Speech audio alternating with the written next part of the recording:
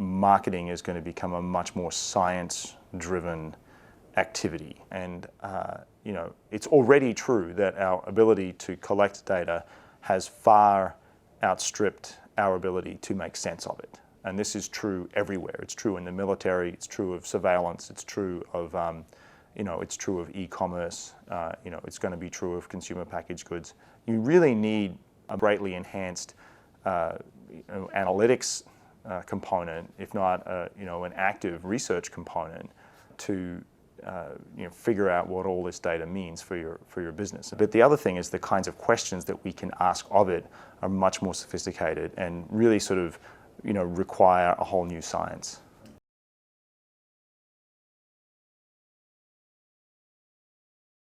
The study of social networks has long been something that sociologists and other social scientists have thought was important, but there really wasn't much we could do because much of the data, the sort of vast body of data was simply not available to us. And yet now we actually have, full-blown, web services that provide exactly that kind of data. So there's a sort of whole range of questions that open up once you not only know things about individuals, but you also know things about how individuals are connected and how those interactions impact their behavior or some sort of outcome, whether it's the diffusion of information or whether it's influence or whether it's the ties themselves can be informative. In the web world, we're increasingly instrumenting everything that we can measure, browsing behavior, search behavior, click-throughs, and so on. Once you can pair that up with shoppers clubs or credit cards or whatever, you have a very sort of detailed picture emerging of where is a particular person and what are they doing and what are they searching, what were they searching for before they did that, and what websites are they browsing. Whether you actually want any of this to happen or not from a privacy perspective is a completely legitimate and very good question, but technologically it's increasingly moving in that direction.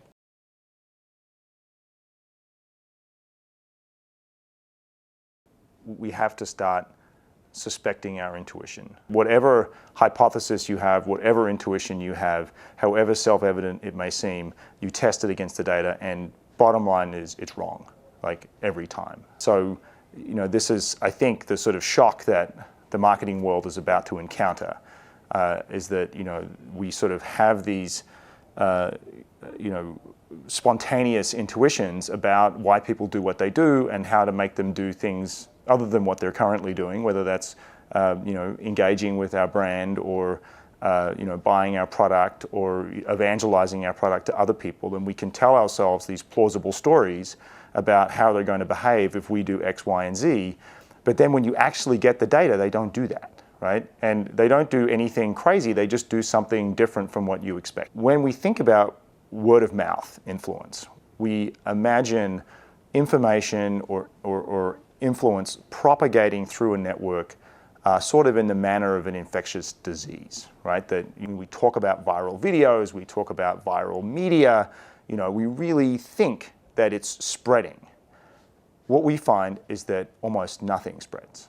And we find that the vast majority of all adoptions happen within just 1 degree of the seed. So, this is sort of shocking to people who study diffusion and who think about diffusion, and it's kind of shocking to viral marketers because it completely changes your sort of premise of how things work in the social world. And it also suggests that when we do see big events, things that we call viral, something other than word of mouth, peer-to-peer diffusion is happening, right? And actually it's sort of clear that this is true, right? If we think about sort of the famous stories, everything from the recent viral video of the little baby penguin that suddenly got 100 million views, to the subservient chicken campaign, which was, I think, one of the first to be labeled a viral campaign. All of these benefited from tremendous mass media coverage. Once you get your so-called viral video on the front page of Yahoo, 100 million people see that. So this is not viral anymore. This is mass media.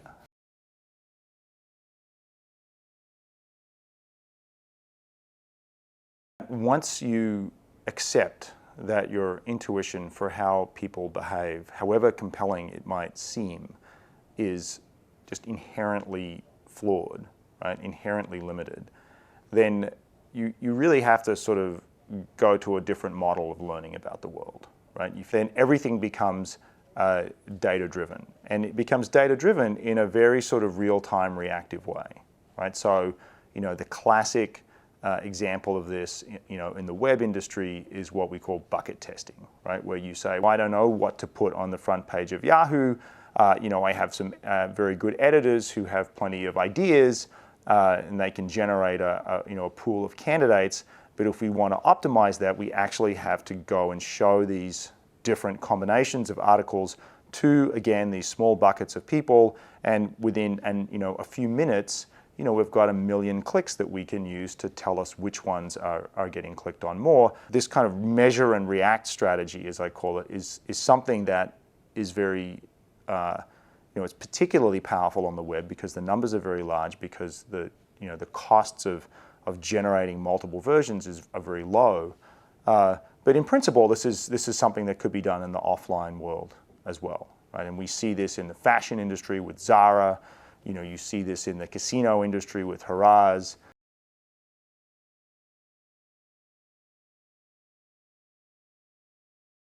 Grasping the limits of your intuition is not the same thing as saying the world is completely unpredictable. There are some things that we can predict, and there are other things that we cannot predict, and we need to be able to tell the difference between these two. And advertisers create these elaborate stories about representative consumers, and then they build a whole campaign around sort of selling to this actual person that they've created in their minds. And so that, to me, is deeply flawed, because what we've learned from many, many years of psychological research, not to mention what we should have learned from actual business experience, is that if any of these assumed factors that you're including in your simulation are wrong, then the person may do something completely different. If you have data on the billions of mouse clicks per day of hundreds of millions of users, there are empirical regularities. They can be modeled. They can be predicted. They can't be predicted deterministically. They can't be predicted with 100% accuracy, but that's not the point. The point is that you can do better than guessing. Our enthusiasm for making predictions is matched only by our reluctance to be held accountable for them, right? That nobody ever keeps track of the predictions that they make. By all means, make predictions, but record them, keep track of them, and there's a tremendous amount that can be learned, both about your own ability and about your organization's collective ability to predict things simply by measuring your track record over time. This is something that is difficult to do, but it could be done, and I think it would have a transformative effect on the way people think about their ability to predict and plan.